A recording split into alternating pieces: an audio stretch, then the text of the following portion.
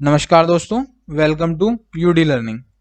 दोस्तों, इतने लंबे इंतजार के बाद बैंकिंग एस्पिरेंट्स के लिए फाइनली एक खुशखबरी निकल के आई है। क्या है वो? कि आज एसबीआई पीओ 2021 का नोटिफिकेशन रिलीज कर दिया गया है। ठीक, एसबीआई की तरफ से पीओ का नोटिफिकेशन रिलीज कर दिया गया है आज। बैंकिंग सेक्टर में टफेस्ट एग्जाम में से एक है ये। ठीक, एक आरबीआई ग्रेड बी को मानते हैं सबसे ज्यादा टफ बैंकिंग सेक्टर का, उसके बाद आता है आपका एसबीआई पीओ का एग्जाम। सबसे टफेस्ट होता है एक तरीके से। ठीक, उसी हिसाब की जॉब होती है, उसी हिसाब से पे स्केल रहता है, सैलरी भी उसी हिसाब से देते हैं लोग। ठीक, तो एक लेकिन एक अच्छे स्केल की जॉब, ठीक, अच्छे लेवल की जॉब होती है, उसी हिसाब का इसका पेपर का लेवल होता है। बहुत ही बढ़िया जॉब है ये। ठीक, जो बैंकिंग की तैयारी करे उन सबको पता ही है क्या है, क्या क्या हिसाब रहता है। ठीक है, तो आज हम इसके बारे में बात करते हैं कि क्या क्या डेट्स आई हैं इसकी। ठीक, क्या कितनी वैकेंसीज हैं, क्या क्या इसका एलिजिबिलिटी रहती है, क्या एग्जाम पैटर्न है, वो सब मैं अभी डिस्कस करते हैं आगे।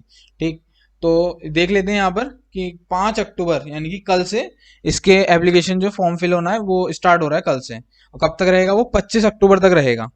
ठीक, उसके बाद जो प्री एग्जाम जो होना है वो नवंबर के फर्स्ट सेकेंड वीक में, नहीं तो नवंबर के एंड तक, मतलब नवंबर मंथ में होना है। नवंबर मंथ में होना है। और इसका जो रिजल्ट है वो मोस्ट प्रोबेबली दिसंबर के स्टार्टिंग में ही आ जाएगा, क्योंकि दिसंबर में ही आपका मेंस भी होना है।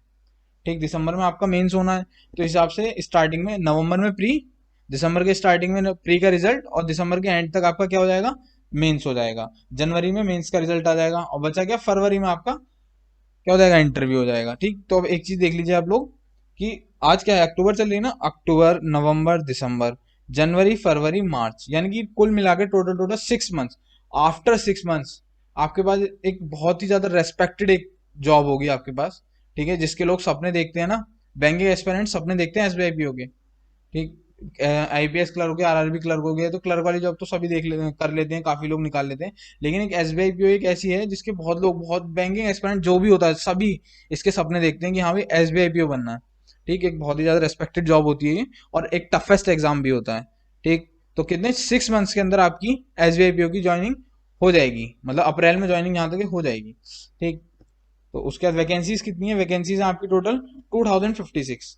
इसमें जो अपने काम की है वो है 2000 वैकेंसीज हैं। जो 56 में बैकलॉग है वो अलग रहता है। ठीक, तो रेगुलर वैकेंसीज जो है वो हमारे लिए वो 2000 वैकेंसीज हैं।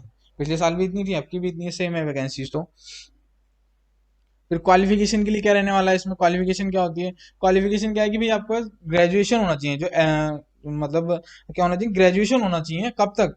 31 दिसंबर 2021 तक आपके पास ग्रेजुएशन होना चाहिए। इसका मतलब क्या है कि जो इस साल फाइनल में है स्टूडेंट्स, जो अभी एग्जाम दे चुके हैं, रिजल्ट नहीं आया है या एग्जाम होने वाला है इस महीने या कुछ भी, ठीक, तो वो लोग भी एलिजिबल हैं इस एग्जाम को देने के लिए।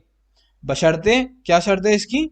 कि 31 दिसंबर तक उनके पास रिजल्ट आ चुका हो। जब डॉक्यूमेंट देखे जाएंगे तो उसमें होगा कि आप 31 दिसंबर तक ग्रेजुएशन कर चुके थे या नहीं। ठीक है, तो अभी 3 मंथ से मोस्ट वाली कई लोग इसमें भी होंगे जिनका रिजल्ट आने का वेट कर रहे होंगे, तो कोई दिक्कत नहीं है उनके लिए भी कि वो फाइनल ईयर में है तो वो भर सकते हैं। एज लिमिट क्या है? मिनिमम है 21 और मैक्स है 30, यानी कि 21 to 30 तक। ठीक, कब से कब लगाई जाएगी? 1 अप्रैल 2021 से एज मानी जाएगी। तो जिसकी 1 अप्रैल 2021 को 21 हो गई है वो भर सकता है, और 30 से ऊपर नहीं होनी चाहिए और 21 से कम नहीं होनी चाहिए, ये ध्यान रखें बस।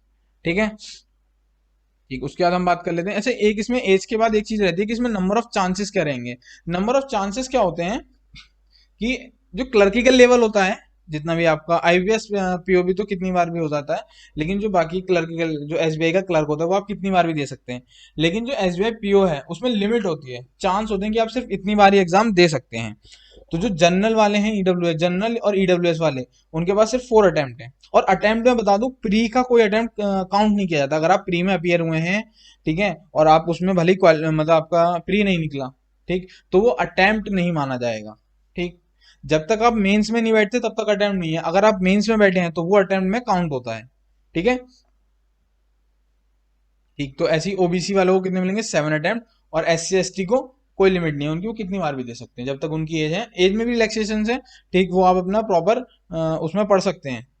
आप देख लेना नोटिफिकेशन में, मैं उसकी जो लिंक है या पीडीएफ का वो ग्रुप में डाल दूंगा। UD learning group Telegram group है, उसे आप लिंक ले लें डिस्क्रिप्शन में से, उसमें पड़ी होगी उसकी नोटिफिकेशन की पीडीएफ, उसमें से आप देख सकते हैं किसको कितना रिलैक्सेशन मिलता है। ठीक, अब इसका हम देख लेते हैं एग्जाम पैटर्न कैसा रहता है। तो तीन तीन फेज में एग्जाम होगा। प्री, मतलब पहला होता है, पहला फेज होता है प्रीलिम्स, ठीक है, सेकंड फेज वही मेंस एग्जाम, और थर्ड होता है आपका इंटरव्यू, ठीक है। तो प्री में क्या होता है, 3 सब्जेक्ट आते हैं, इंग्लिश और मैथ और रीजनिंग, ठीक। वही क्वेश्चन इंग्लिश के 30 और क्वांटिटिव के 35 और रीजनिंग के 35, सबके लिए 20-20 मिनट मिलते हैं, 1 घंटे का होता है, ठीक। जैसे नॉर्मली बाकी एग्जाम में क्या होता है, जो आईपीएस के होते हैं उनमें क्या होता है, आपको सेक्शनल कट ऑफ होती है, इसमें ऐसा कुछ नहीं है, सेक्शनल कट ऑफ नहीं रहेगी इसकी, पिछले साल भी नहीं थी, इस साल भी नहीं है, सेक्शनल कट ऑफ का नहीं होता है, ठीक। आपको ओवरऑल क्लियर करनी है, सेक्शनल से कोई मतलब नहीं, ठीक। इसी तरीके से फिर इसके आता है मेंस। मेंस 2 पैटर्न में बटा होता है, एक होता है ऑब्जेक्टिव टेस्ट, ऑब्जेक्टिव टेस्ट जैसे बाकी होते हैं कि रीजनिंग और कंप्यूटर एप्टीट्यूड एक साथ, कंप्यूटर एप्टीट्यूड तो आता नहीं है, उसमें लिखा होता है नाम के साथ कि रीजनिंग और कंप्यूटर एप्टीट्यूड, लेकिन आती रीजनिंग है, कंप्यूटर आना इसमें बंद हो गया लगभग एक तरीके से, एक आध क्वेश्चन कभी आ जाए तो बात अलग है, वरना कंप्यूटर नहीं आता, रीजनिंग ही रीजनिंग है वो। 45 क्वेश्चन, 60 मार्क्स और 60 मिनट्स, ठीक। अगला है आपका डाटा एनालिसिस और इंटरप्रिटेशन, यानी कि एक तरीके से मैथ है, उसमें डीआई ज्यादा आती है, और मैथ में प्रॉपर मैथ के क्वेश्चन नहीं होते, होता मैथ ही है, लेकिन प्रॉपर इस तरीके से नहीं पूछता ज्यादा क्वेश्चन वो, कि मतलब टाइम एंड वर्क से सीधा सीधा क्वेश्चन दे दिया, नहीं, उसको वो क्वांटिटी 1 क्वांटिटी 2 इसको कंपेयर करो, इस तरीके के क्वेश्चन देता है, ठीक है। तो और डीआई ज्यादा देता है, तो थोड़ा अलग करके होता है क्वेश्चन, प्रॉपर मैथ नहीं होता, इनको थोड़ा अलग से और ज्यादा टिपिकल बना देगा आपके लिए, ठीक। तो फिर आता है जनरल इकोनॉमी बैंकिंग अवेयरनेस, ये वाला पेपर रहता है, इसमें आपका करंट अफेयर्स बहुत ही मेन रोल एक होता है करंट अफेयर्स का, जिसकी करंट अफेयर्स अच्छी है वो तो बहुत ही सही है। अभी पीछे आरआरबी पीओ का एग्जाम हुआ था, तो उसकी करंट अफेयर्स बच्चों ने इतना पढ़ा, कोई सोर्स नहीं छोड़ा होगा, लेकिन फिर भी पता नहीं कौन से लेवल का आ गया, तो जो डेली बेसिस पे करंट अफेयर्स कर रहा है उसका सिलेक्शन है, ये समझ लीजिए आप, तो करंट अफेयर्स आप आज से ही शुरू कर दीजिए।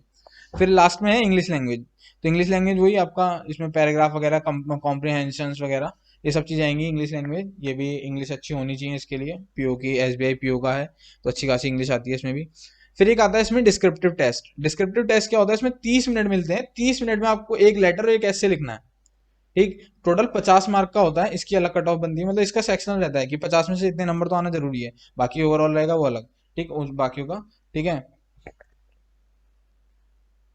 ठीक। तो अब डिस्क्रिप्टिव में क्या होता है, 30 मिनट में जो आपको देते हैं, ये कंप्यूटर पे टाइप करके होता है, जो आपको लेटर ऐसे लिखना है तो टाइप करके लिखना होता है, तो आप आधा आधा घंटा दे दें, तो आज से ही अपनी टाइपिंग स्पीड भी बढ़ाना शुरू कर दें, जिसको बिल्कुल नहीं है ना वो तो अपनी खास कर थोड़ा थोड़ा आधा आधा घंटे का टाइम दें, और टाइपिंग स्पीड थोड़ा अपने में लेके आए, क्योंकि टाइप करके लिखना होता है, कोई ऐसा नहीं आपको पेन पेपर मिलेगा उस पर लिखना होगा, नहीं, वहीं पे जस्ट क्या होता है, चारों फेज ना ऑब्जेक्टिव वाले खत्म होंगे, और जस्ट बाद 5 मिनट का या 10 मिनट का जो भी गैप देके, ठीक, और आपको इसके लिए टाइम एकदम 5-10 मिनट का टाइम दिया, फिर आपका ये चालू हो जाता है इसमें कि टाइप करो लेटर, और लेटर वो 4-5 टॉपिक देंगे, इसी तरीके से ऐसे के 4-5 टॉपिक देंगे, और एक पे आपको लिखना होगा, वो अपने हिसाब से आप जो भी देखें, ठीक। उसके बाद हम बात कर लेते हैं कि फाइनल सिलेक्शन क्या होता है। फाइनल सिलेक्शन में आपके फेज 1 के नहीं काउंट किए जाते हैं, जो प्री होता है, प्री क्या होता है आपका, जस्ट बच्चों को ना, प्री एक तरीके से बच्चों को छांटने के लिए आ गया है, क्योंकि अब हर कम्पिटेटिव एग्जाम में भीड़ बहुत आने लगी है, आपको पता ही है कि बहुत ज्यादा लाखों बच्चे फॉर्म भरता है, वैकेंसीज कितनी है, 2000, फॉर्म कितने बच्चे भर देंगे, एटलीस्ट 1-2 लाख तो भर ही देते हैं, कम से कम, कुछ नहीं, 2000 वैकेंसीज के लिए बहुत बच्चा फॉर्म भरेगा, ठीक है। तो अब यहाँ से क्या होता है, 1-2 लाख बच्चों को सबको मेंस का पेपर थोड़ी दिलवाएंगे, तो वो क्या करते हैं, एक बच्चा छांटने के लिए प्री रख दिया गया है बीच में, ठीक। यहाँ से वो कितने 10 टाइम्स वैकेंसीज का 10 टाइम्स बच्चा लिया जाएगा, ठीक है। तो 2000 वैकेंसीज हैं, तो 20,000 बच्चे कुल लिए जाएंगे मेंस के लिए, तो बाकी जो प्री है वो छांटने के लिए, तभी तो प्री आपने देखा होगा अधिकतर एग्जाम्स का इजी आता है, बस क्या होता है उसमें सिर्फ बच्चों को देखना है कि हाँ जो बच्चा है वो थोड़ी बहुत भी तैयारी, थोड़ा बहुत सिंसियर है या नहीं है, बस ये देखते हैं कि उसने थोड़ी बहुत भी तैयारी करी है नहीं है, थोड़ा बहुत सिंसियर है तो उसका प्री अधिकतर निकल ही जाता है, जो ठीक ठाक तैयारी करके जाता है उसका। अब वो अब वैकेंसीज कम होती जा रही है, तो थोड़ा ये है कि कट ऑफ ज्यादा जाने लगी है, नहीं तो एग्जाम लेवल को इतना हार्ड नहीं आता है प्री में। हाँ एसबीआई पीओ का आएगा, बिल्कुल एसबीआई पीओ तो उसका प्री भी हार्ड आएगा, पीओ है तो प्री भी हार्ड आएगा, ठीक ठाक लेवल का आएगा ही, ठीक। क्लर्क के इतने हार्ड नहीं आते हैं, लेकिन पीओ अच्छा खासा आएगा, मॉडरेट तो कह ही सकते हैं आप, ठीक।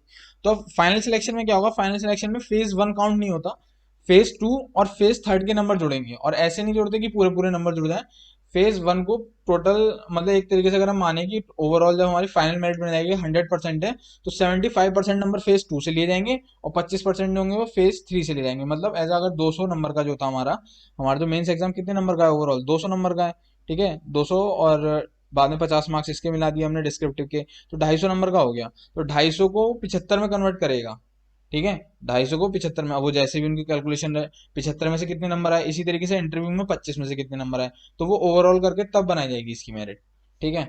बस तो आज के लिए बस इतना ही, ठीक। तो दोस्तों अब क्या करना है आपको, अभी प्री आ रहा है, तो प्री के लिए आपको क्या, एक तो इंग्लिश पे आपको वन सिर्फ 1 महीना समझ लीजिए आप अपने पास कि 1 महीना है, ठीक है।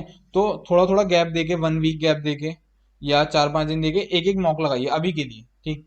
कि आपने 2-3 दिन गैप दे लिया, एक मॉक लगा लिया, 2-3 दिन गैप ले लिया, एक मॉक। क्या होगा, मॉक लगाने से आपको पता चल जाएगा आपकी प्रैक्टिस, मतलब आपकी जो तैयारी है वो कितनी आगे जा रही है, ठीक। कितना अच्छा आप तैयारी कर रहे हैं, कितना इंप्रूव हो रहा है आपका, वो पता चलता रहेगा। तो मॉक देने, उसके अलावा आप लोग जो है अभी इसी मंथ, बस इस मंथ के लिए, अक्टूबर समझ लीजिए, अक्टूबर के बाद तो आपको कुछ एक्स्ट्रा टॉपिक पढ़ने ही नहीं है, फिर तो सिर्फ प्रैक्टिस प्रैक्टिस होगी। तो अक्टूबर में जिसको जो मैथ पढ़नी है, ठीक है, मैथ के आपने जो भी टॉपिक हैं वो आपको जहां से भी आपको सही लगे वहां से आप सॉल्व करिए, अपना जैसे भी है समझिए, ठीक। रीजनिंग को कोई इतना टॉपिक, मतलब एक बार समझना होता है, फिर तो सिर्फ रीजनिंग तो प्योर प्रैक्टिस है। रीजनिंग प्योर प्रैक्टिस है, एक आध बार आपको उसे पढ़ना है, बस एक आध बार, और फिर सिर्फ प्रैक्टिस है। जितना प्रैक्टिस करते जाओगे, मैथ और रीजनिंग दोनों ऐसी चीजें हैं कि आप जितना प्रैक्टिस करते जाओगे उतना आपका बढ़िया होता जाएगा। इंग्लिश के आपके रूल्स वगैरह, जो भी ग्रामर वगैरह, कॉम्प्रीहेंशन, ये सब चीजें पढ़ते रहना। और मैं टाइम टाइम पे इसके लिए कि तैयारी क्या स्ट्रेटेजी रहनी चाहिए, क्या कैसे रहता है, वो मैं लाता रहूंगा, वो आप देखते रहिए, और इससे बहुत बेनिफिट मिलने वाला है आपको, ठीक है। तो चलिए इसको यहीं एंड करते हैं। Good luck for your preparations, ठीक बच्चों, अच्छे से करना। Okay bye.